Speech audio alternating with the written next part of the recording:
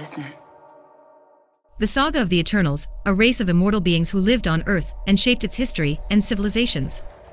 There are at least 2 scenes in Eternals, from Nomadland best director Chloe Zhao, who, if nothing else, has made something wildly different from what's expected of MCU offerings, that undercut intended heavy drama. One of them is a response to the romance/sexless criticisms of the franchise that fails to generate intimate chemistry, being comprised of only a kiss doesn't help much either, and worse, makes it seem only half committed to rectifying that often lobbed complaint about a series spanning 25 entries where everyone is ripped to shreds and impossibly attractive yet seemingly incapable of lust and love.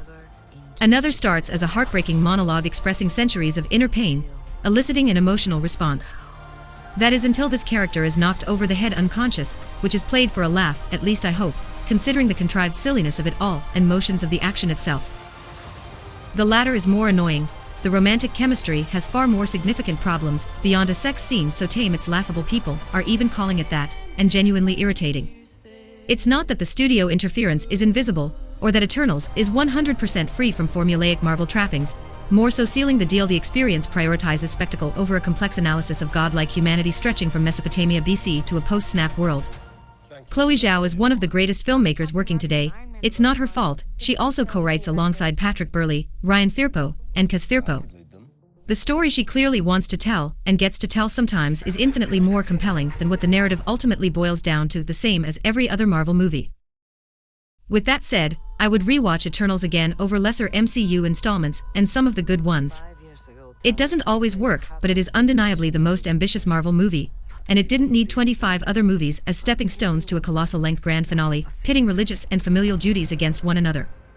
The team members themselves are each distinctly drawn, with Barry Keoghan's Druig, an omnipotent and brooding presence with mind control powers conflicted over whether or not to interfere in civilization slaughtering themselves over and over, standing out among the pack. How long do we have? 7 days.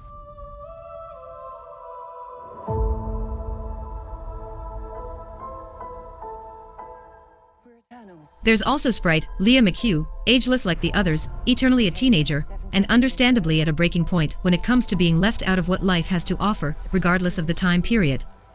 The fact that she doesn't age scares people off and also forces her to relocate. Complicating matters in a richly human way, she has also fallen for Richard Madden's Icarus, essentially Marvel's version of Superman, acknowledged with a few clever jokes, but emotionally emotionless and dull performance to behold, who is still deeply in love with Cersei, a terrific Gemma Chen also trying to live an everyday life while getting serious with her human partner as played by Kit Harington, after a 5,000-year relationship hiatus. A case could be made that pre-ad, and even slightly after, Eternals is deserving of its own movie. Led by Salma Hayek, the titular deity soldiers are tasked with ridding the world of the deviants, feral beasts that glimmer and glow, so there's also plenty of room for action, as evident during the early goings here. The drama here is also much riper for boldness and originality, not to mention several fundamental character dynamics that could have been fleshed out to greater service what's to come. It's hard to say if Eternals needs its own Snyder cut, so to speak, or if it should have been split up into multiple movies.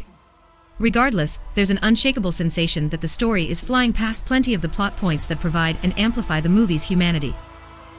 Nevertheless, once the job is done, they are ordered by a higher being that only a Jack can communicate with, to sit back and watch society evolve, only to destroy itself time and time again, rising with more and more medical and technological advancements.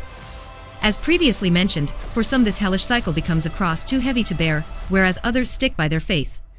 In the case of Angelina Jolie's Thena, the goddess of war, complete with the most acrobatic and sickest melee combat moves of the group, wielding a variety of blades, her mind is fracturing, causing her to enter a state of entranced confusion that physically turns her against her allies.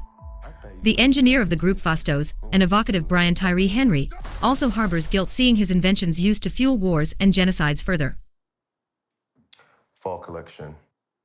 IKEA.